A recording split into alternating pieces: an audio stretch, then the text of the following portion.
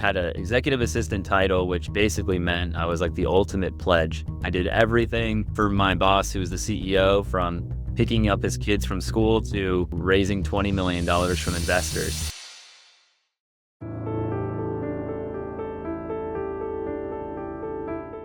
Welcome to Growth Under Pressure. I'm Eric Josovitz, founder of Adapt CFO, here to pull back the curtains on what it takes to scale fast. From near crisis moments to epic turnarounds, the leaders of the fastest growing companies in the US unpack the solutions that got them through their toughest moments. Ready? Let's get started. Brett, what's going on, man? Eric, how are you? Good, good. So let's go ahead and jump in. I've seen you in many different ventures, many different industries, from professional services to manufacturing and e-commerce, and now into credit reporting. How do you do it? Just going with the flow, I guess. It's funny because it sounds like a lot of different things on different components, but it's all involved in this crazy world of the cannabis industry. So I've just been taking strides and letting the kind of water flow since I got into the industry after college, and started from building a cannabis operation in Colorado to then starting a packaging business because we realized there needed to be better solutions for packaging, which then also led me to realizing there was a big issue with credit and collections. So just been kind of jumping through those hoops as I've seen the problems arise. That's interesting. So you really just take one at a time. Ideas pop into your head based on the path that you're on, and you just jump in, uh, create a business. You're just like, let me just spin up something real quick. Kind of like, I guess early on, I always wanted to be my own boss. Growing up, my dad always told me, never work for anybody. So constantly I was trying to get away from the norm of, getting a 9 to 5 job or some sort of hourly pay in high school. I ended up DJing on the weekends and DJing bar mitzvahs and then weddings and then college parties when I got into UGA. And long story short, it was just constantly ingrained in me of whenever I graduate, I do not want to work corporate. So somehow I got a position to go in and help build a cannabis business outside of Aspen. And I didn't own the company, but I kind of got a lay of the land of the industry back in 2015, right when legalization was starting in the United States. So from the ground floor, got to see what cannabis even meant from a recreational standpoint. And then as I was building that business and not only learning the industry, but learning how to manage and scale and grow a company, things started coming up where I thought we're probably not the only one that's going to experience this particular problem. And from there, just developed into maybe I should have equity and own this company versus working for somebody and assisting them to build something. As much as I enjoyed that journey to learn the entrepreneurial spirit, there's a big difference when you actually not only have the equity, but can have control over your freedom and what you want to do. That's right. That's right. I remember that. So you had your eye on a leadership. You had your eye on being the boss from day one, even jumping into that, as that company as an employee. What was your mindset like? Yeah, it's pretty nuts because at first, like, I went from, my official title after college when I moved to Colorado was executive assistant. So I had an executive assistant title, which basically meant I was like the ultimate pledge. I did everything for my boss, who was the CEO, from picking up his kids from school to, raising $20 million from investors. And I didn't know what was going to happen the next day, but I was essentially actually doing a lot of the work that came to running a business and learning the ins and outs. So when I started, I actually didn't feel that much of a leader at all. I was 24, 25 years old. I really felt like I was kind of the bottom of the totem pole, just kind of being told what to do all the time and trying to figure it out. And then I got in a fortunate position where, well, an unfortunate position for my boss that I worked at, but for me, it was an opportunity to kind of show up, where he ended up having to leave the state because he had some illness that he had to deal with. So when he left, the board promoted me to CEO position, which I kind of went in and asked for. I was like, well, he's not around anymore. Who's going to run the business? The company needs to have a face. And I've been here from day one. Did I have the ultimate confidence that I was really like able to run a 10, $20 million cannabis business at that age? No. I did not feel qualified at all. But I think what I learned was kind of the fake it till you make it strategy. Um, and, it ended up panning out where at least I had the respect from a group of people to entitle me to at least learn on the job. And then from that experience, you're like, oh, I can do this. And then it just keeps kind of stacking on where you feel more and more capable to keep, doing your own thing. That's amazing. It's funny you say that because I had a similar path where my goal was to have my own business at some point, but it was, you know what, I'm just gonna learn. And this kind of teaches the kids out there these days is you really should hunker down and educate yourself and immerse yourself as a like a Padawan, and just learn and learn and learn until an opportunity like that arises.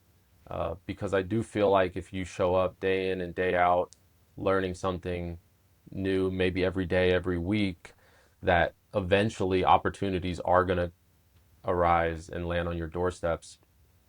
Um, so that's very interesting. It sounds like you took on all the challenges that were thrown at you, and you weren't complaining. You were optimistic, and opportunity arose, and you became the CEO of a multi-million-dollar cannabis company at 24, 25. 24, yeah. Yeah, Wow. and I totally agree with like, if I didn't have that experience before, of even being executive assistant or learning kind of the ins and outs of call it a startup or bootstrap business, um, then would you really have the confidence to go out and say, I'm going to start my own company or take a risk and move? I moved back home with my mom in the basement and started like my own startup after leaving that position. Well, I had the confidence that like I know how to run a business now. But if you don't have that sort of experience, it's going to be much more difficult to feel like you're capable. But that doesn't mean you're not. It just definitely gives you a head start where if you're able to, be an intern or work as in sales at a smaller company to see how the inner workings work, you're able to at least be like, oh, I could do this. I think I'd be pretty overwhelmed if I didn't have that opportunity. Like, oh, wow, like this person can run a company like this, or that person can be the CEO of a company. Like, oh, I could definitely, figure this out. And I definitely, I'm really grateful I had that experience because I don't know, it's easy to look at someone now and be like, you're so smart. Like you could totally do your own thing. Well, if you never set up a LLC before and paid, your own health insurance, some of those things sound like crazy. Like, wow, I mean, I get my paycheck and my salaries, paid out, bi-weekly on a paycheck. Everything's easy. To think about what that looks like in a completely different structure, it's challenging. Yeah, there's a lot of moving pieces, a lot of aspects. The CEO role is tough, and if, we'll dive into it a little bit more, but let's just fast forward to today. You obviously can't just do one thing, Brett. You have Cannabis Collects, you have, CBC Credit Association working together. What's your long-term mission for those and vision? Yeah, so I guess to round it up, after Colorado, realized there was a big issue in collections in the cannabis industry, which, I never thought in a million years I'd be owning a collection agency. That's like one of the least sexy business to say that, you're owning or managing. But a lot of these companies don't pay their bills on time. And we were able to step in and help cannabis operators and brands and also ancillary companies collect outstanding money. So we've been doing that for the last 7 or 8 years. We're by far the first and leading collection agency focused in this industry. And through that experience, just like when you're solving new problems, people would say, Brett, thanks for helping collect our money, but how can you make sure this doesn't happen again? So we then started the Cannabis Credit Association, call it like the Dun and Bradstreet or the Better Business Bureau for cannabis, about 2 years ago, to help kind of solve a proactive approach for for companies to know who they're doing business with before they have collection problems. So it's kind of in the same ecosystem. They're two separate companies, kind of sister companies. And really long term, my goal is to really focus on scaling the CCA. It's more of a SaaS platform as kind of this credit reporting, credit monitoring, supported by the collection agency, which is more of a cash business that kind of fuels my lifestyle and allows me to pay my bills and kind of reinvest into the CCA. And hopefully over the next 3 to 5 years, as legalization continues to mature in the United States, I really want to be the number one, credit reporting platform in the country for this industry and continue to maintain and scale the collection business. So in the future, when federal legalization turns the corner, we have a really unique and valuable data set that I think, even outside of cannabis, a lot of companies are going to be interested in, hopefully at that point in time. That's awesome. Wow. So you've gone from cannabis to professional services. You stopped in manufacturing and you know produced your own product at one point, and now getting into a credit association and kind of technology, if you Mm. will. So you're really just hopping in industries, but it's all kind of relative in the cannabis, services, ancillary products, and of course the main product starting out. Um, this is just like your step, just taking opportunity. So do you see another startup that you're looking to, is there something in the works right now, or are you waiting for the next thing? Is there going to be another Brett startup soon? I mean, I'm in my early 30s, so I definitely don't think this is going to be the last of building something. And that's kind of where I get itchy is, I like finding product market fit. And I think that's kind of, my better skill set is kind of branding and solving a problem. And then, to be honest, once I get things up and running, it's not in my forte or my motivation as much to just keep thinking scale, scale, scale. Like for me to be the CEO of a, 20, 30, $40 million companies, it's not really exciting for me. So what I'm working on now is how to put the right teams and systems in place where I could have the freedom to potentially think of my next thing. The priority for me now is going to be family and building a family here. Now that I moved to St. Pete, that'll probably be my next, call it, startup with my wife, is what that's going to look like. And I know, Eric, that's probably the most important project that you can work on. So that's kind of like in my immediate future. I'm trying to hold off from maybe starting other things. And then, yeah, I really want to focus on making sure my team is successful at the two of the companies now in this cannabis space. I don't think I'm going to do anything else in cannabis other than really focus on tackling the AR and collection and credit here, which is what we're doing now. And over the next few years, we'll see how those ride out. But I would say my next thing would probably be something more tangible here in the community in St. Pete. I think last 10 or so years since I left Colorado or around that time frame, I have a home office and I work virtually with people, and I feel like I'm starting to miss being outside, shaking hands, and kind of having a staple, maybe something that I could really own and see people here locally in the neighborhood, because I do love the city so much since I moved to St. Pete about 9 months ago. So I'm starting to think about, I don't know if I need to be um, building another big startup and scaling and even like raising money ever again after these two things. I think I'd really like to focus on, people call it like a lifestyle business, but honestly, having a nice business that something that I can relate to. If it has to do with racket sports or it has to do with a health and wellness cafe, or it is like, it's nothing crazy novel, but something that I can just go outside, make it my own, meet people here in person. That sounds more interesting to me now than like building some big technology company or selling a business for $100 million. That's awesome. Wow. I could definitely see you having a little shop there in St. Pete. dispensary?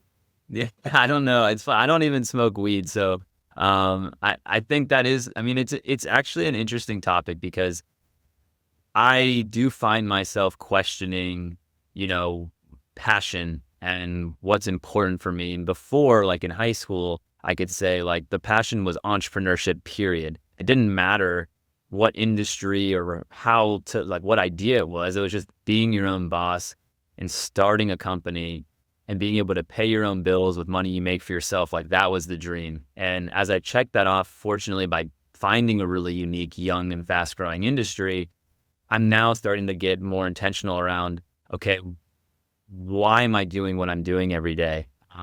What's the purpose? And you can say, of course, to support the lifestyle, the family, like that's obviously critical. And let's say, for example, you had millions and millions and millions of dollars where money didn't mean anything. You had the security. Well, what would you be doing?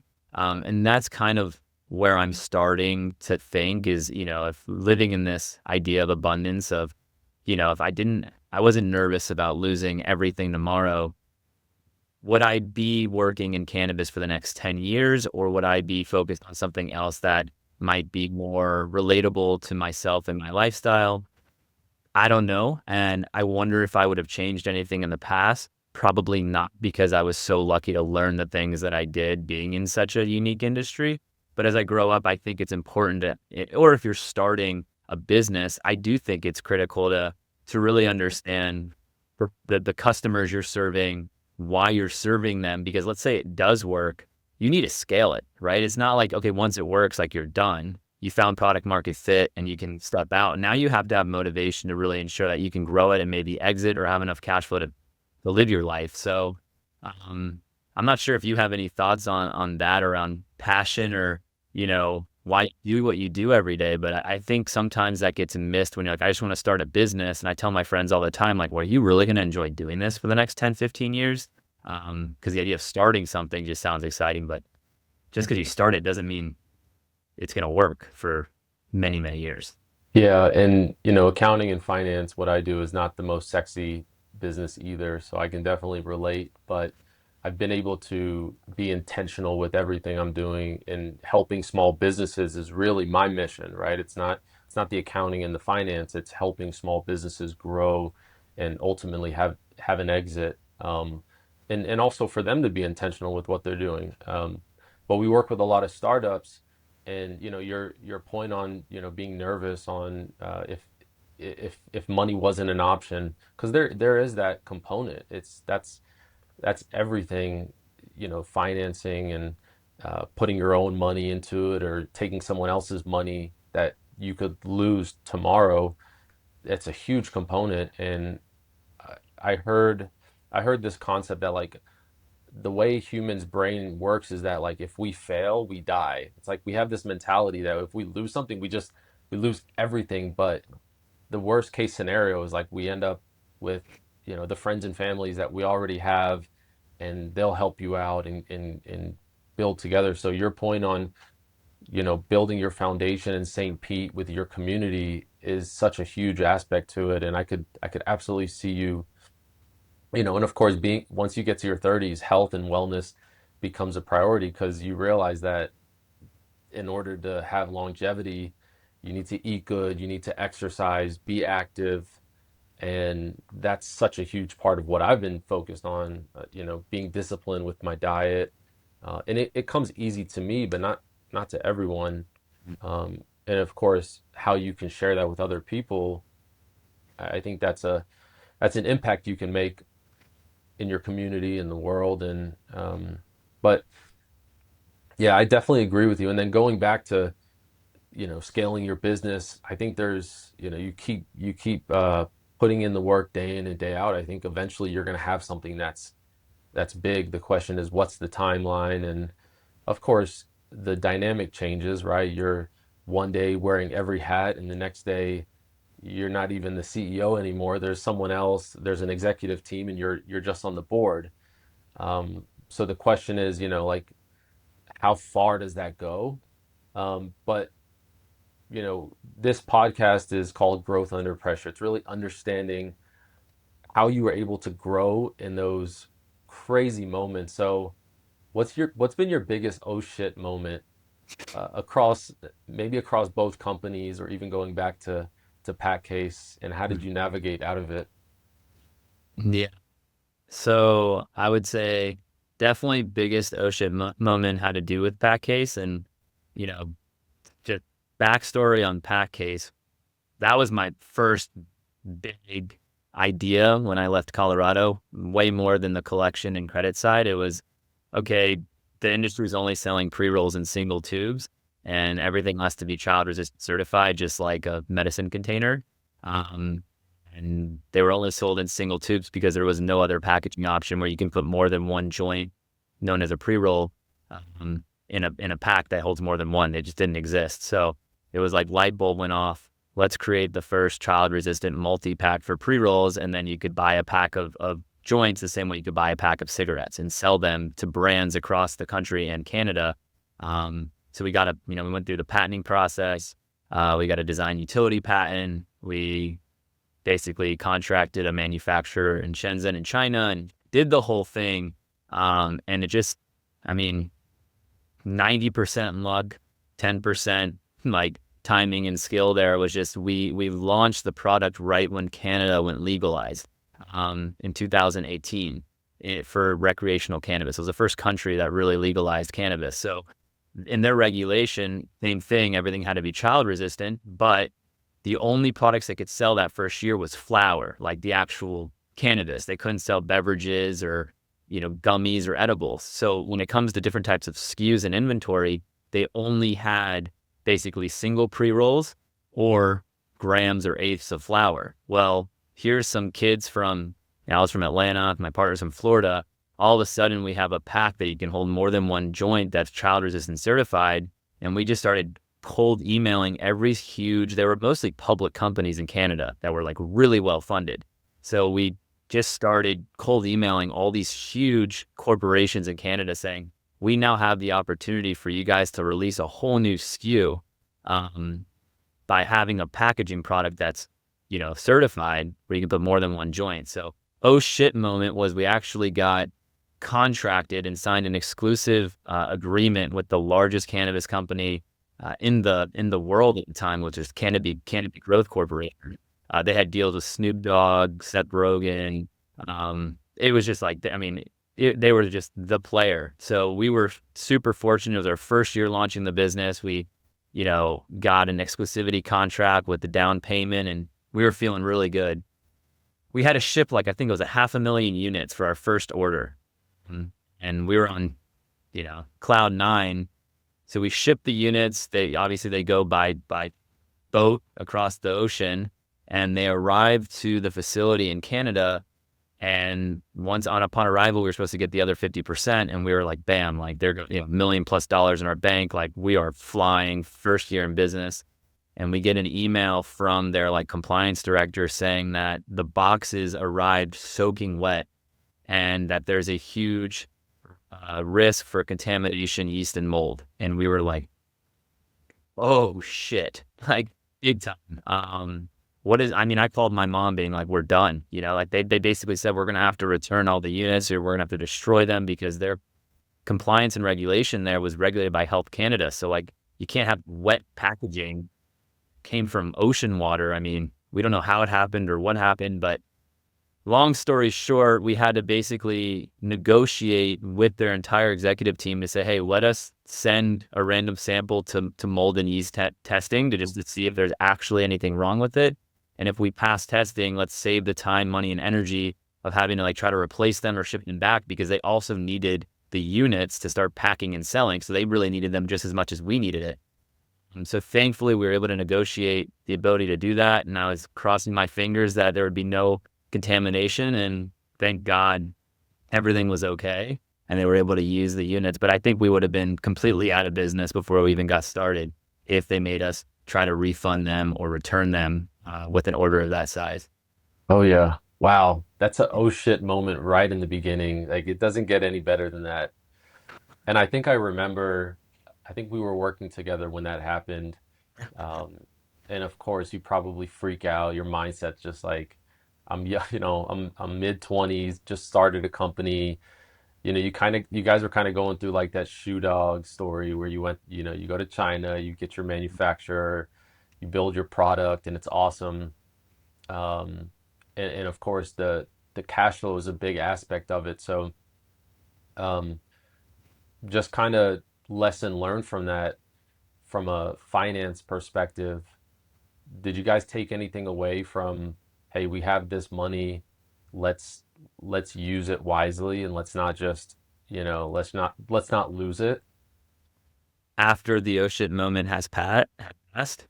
Yeah, totally. I mean, I think I learned from that experience the importance of contracts when you're dealing with bigger companies because, you know, there was some language about shipping that like we just kind of like, oh, we got the deal. Like, let's just, yeah, we didn't really take it as seriously about responsibility of shipping and liability. So in those moments that there's so much potential risk, if things don't go well, you have to really look. Like I don't like working with lawyers. I can't stand it, and I think it's just it can be a pocket burner. But in situations like that where there's significant deals that could put you in and out of business, like it is important to get a good lawyer and a good review, and take those negotiations seriously because shit does happen and it can happen.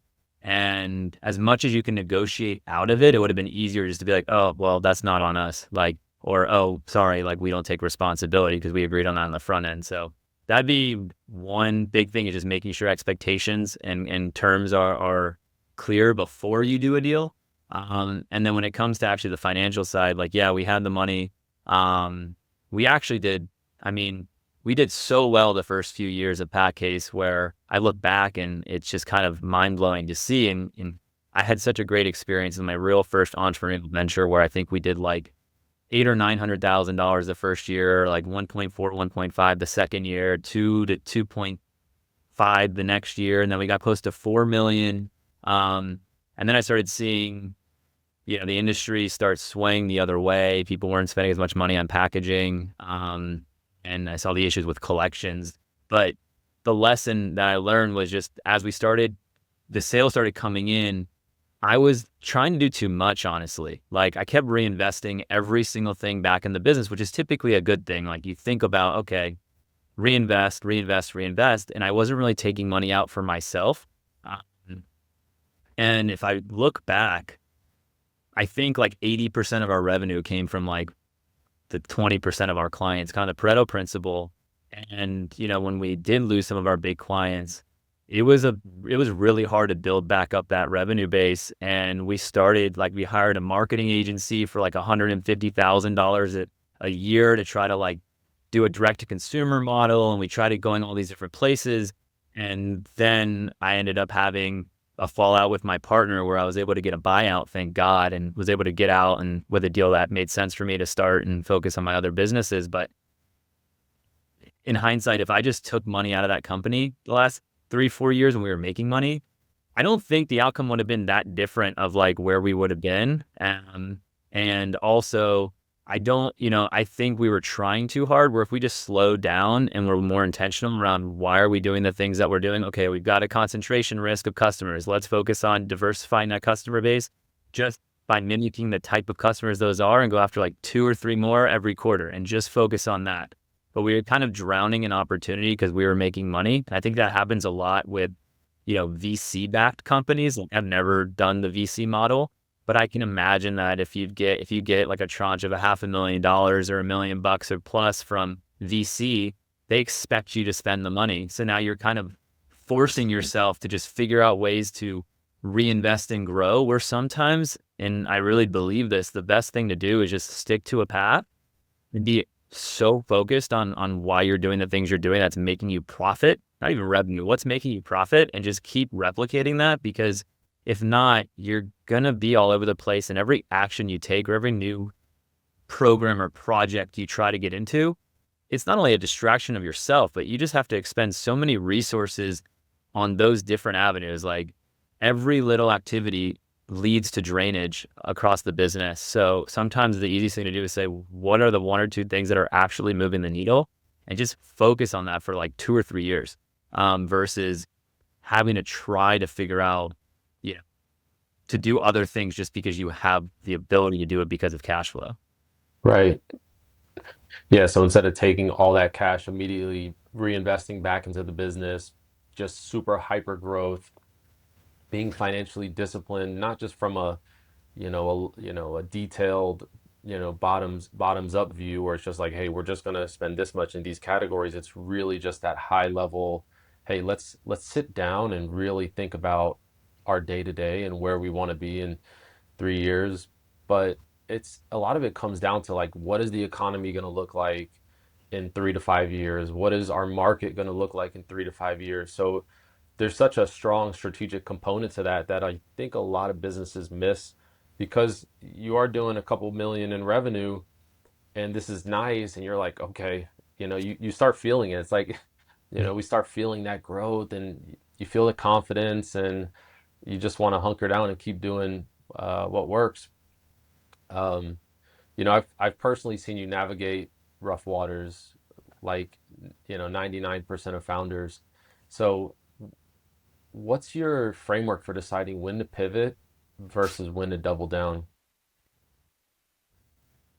I would say number one, it's a gut feeling that even I have to work on all the time on trusting. I think most of us know, if something feels right or it doesn't. And, might sound foo-foo or whatever, but like you really know. I mean, like if you're feeling uncomfortable, there's something that's uncomfortable most of the time. So I think trusting yourself and knowing, okay, like, and again, I'm so glad I trusted the feeling of my partner and I splitting up during the pack case days, because I felt it, like we got to get out, like it's time to leave because we don't have a good enough plan. And I had another two to run where it's not like I had all my eggs in that basket. So why not take chips off the table?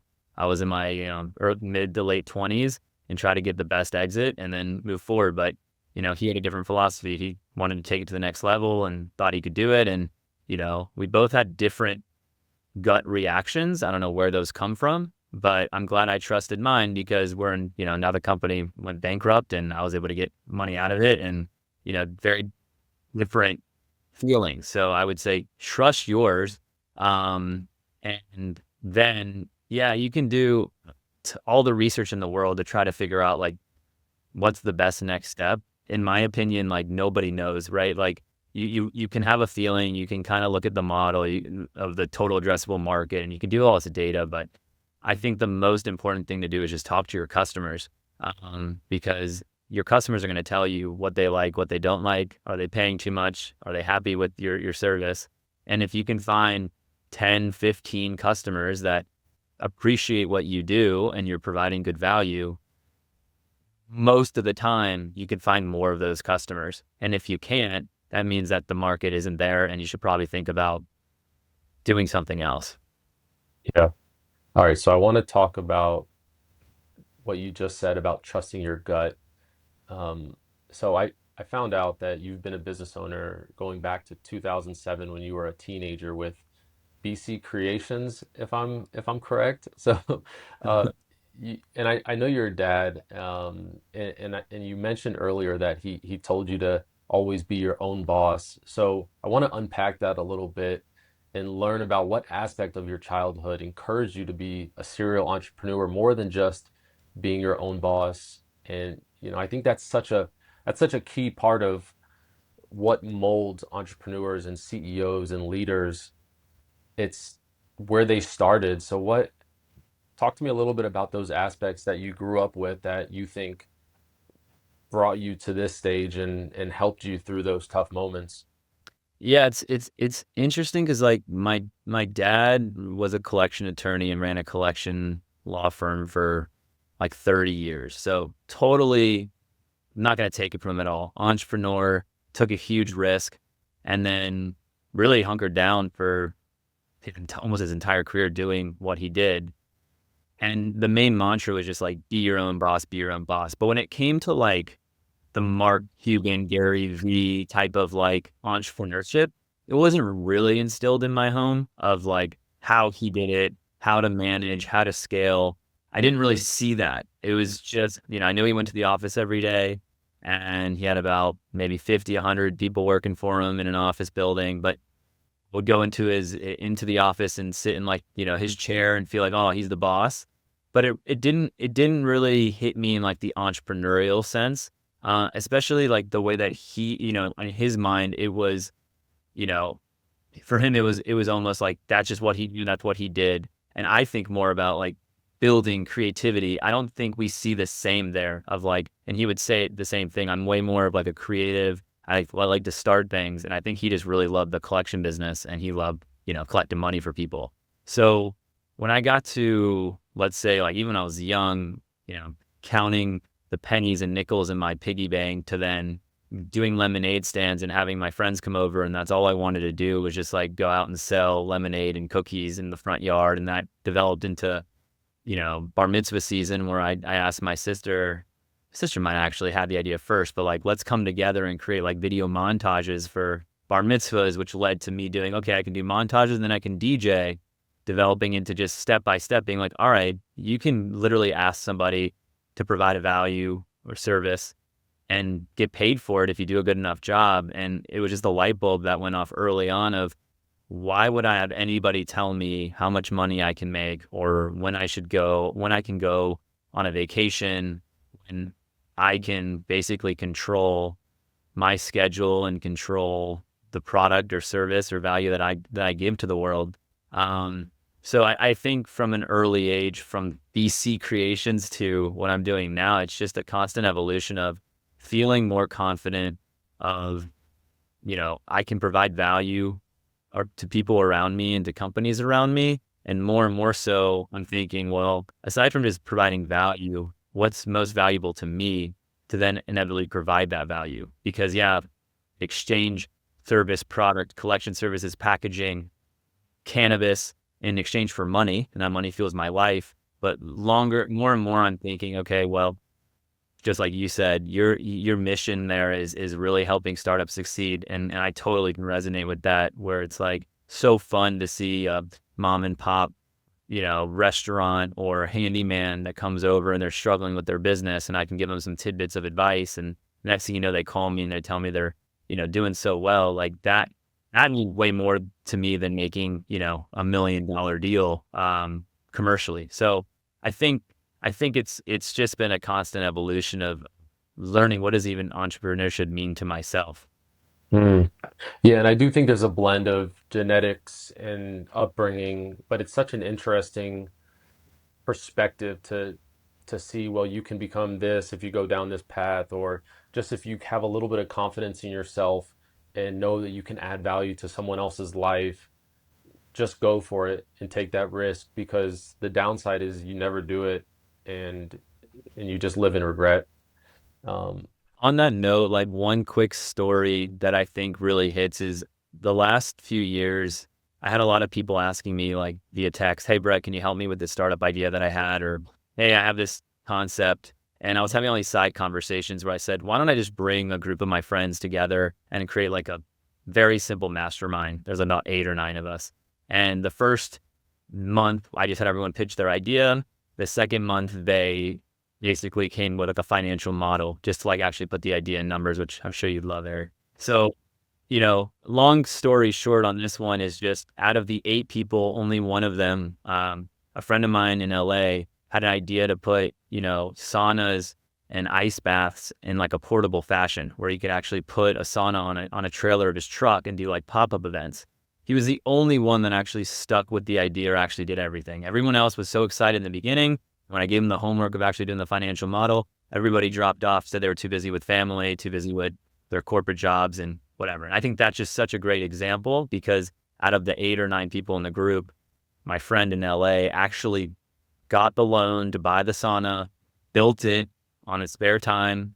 And now fast forward a year and he's doing like pop-up events for some of the biggest kind of social clubs in LA. He got contracted by one of the most famous comedians in the country that loves to do ice bath and sauna before set, and was getting paid $20,000+ a month to just show up with his sauna, and has the opportunity now to essentially replace his income with, if he wanted to, with this side hustle that he did. And he didn't have, like he started with nothing with regards to this idea other than give it a shot. So it's just a great representation of, it's just action.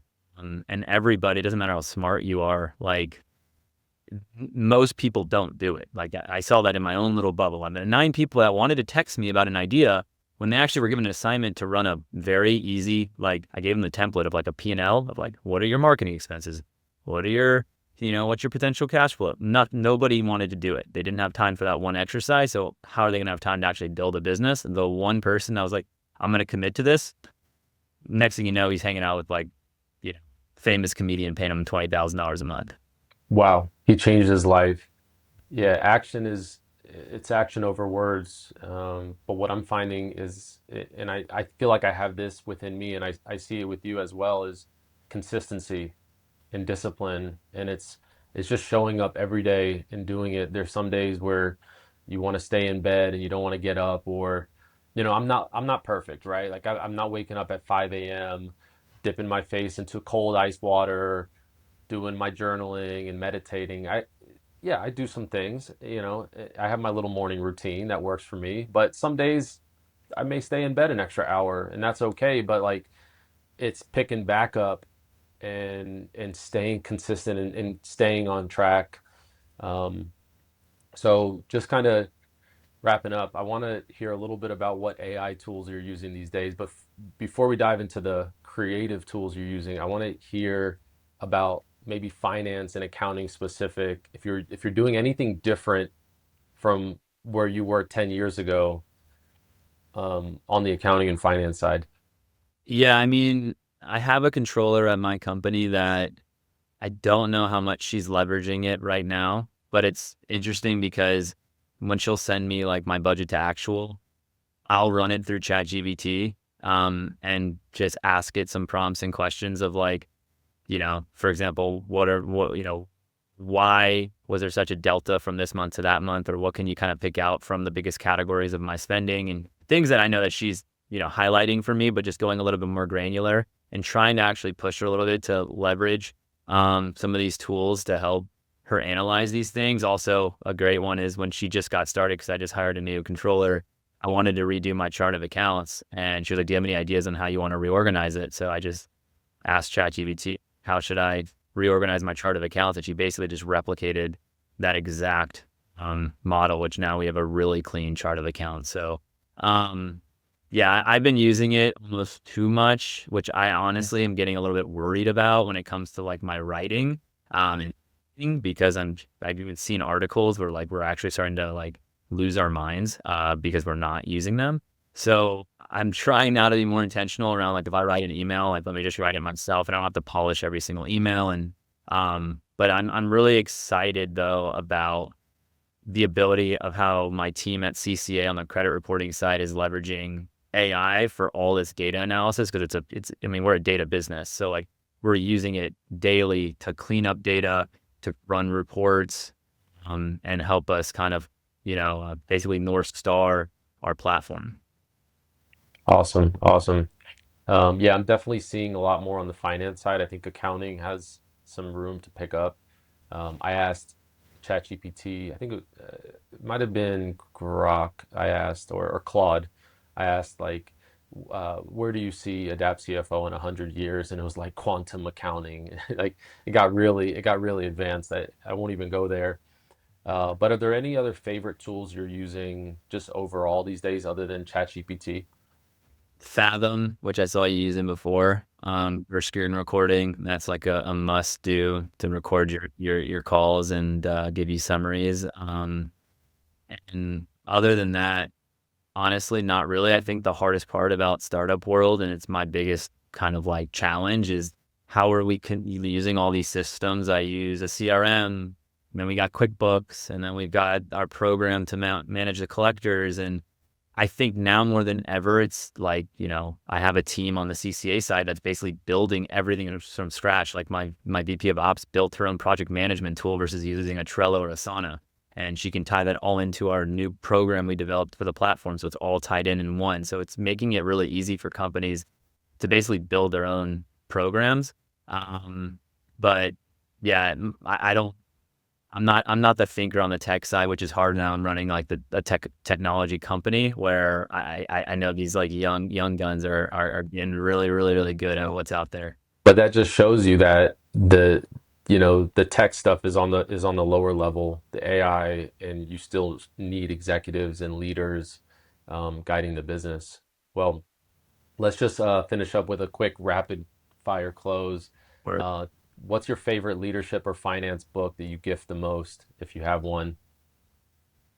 I would have to say, uh, I'm gonna go with How to Win Friends and Influence People, just because that probably made my that was core for me growing up. That's a good one. And what about a KPI that you check every morning before coffee? I would say meetings booked. Meetings booked. Awesome. Okay, complete the sentence for me. Founder under pressure should always. Breathe. Awesome. Brett, this was fun. It was great catching up. Can't wait to do it again. Thank you, Eric, for having me, man. I feel very privileged to be on here, so thanks so much. Of course. I'm really excited for your success, and till next time. Awesome. Take care. Thanks. Yep. That's it for today's episode of Growth Under Pressure. I'm Eric Josovitz from Adapt CFO, and I hope these insights help you tackle your biggest scaling challenges. If you want to help other founders find the show, give us a quick follow or a share. Thanks for listening, and I hope to catch you next time.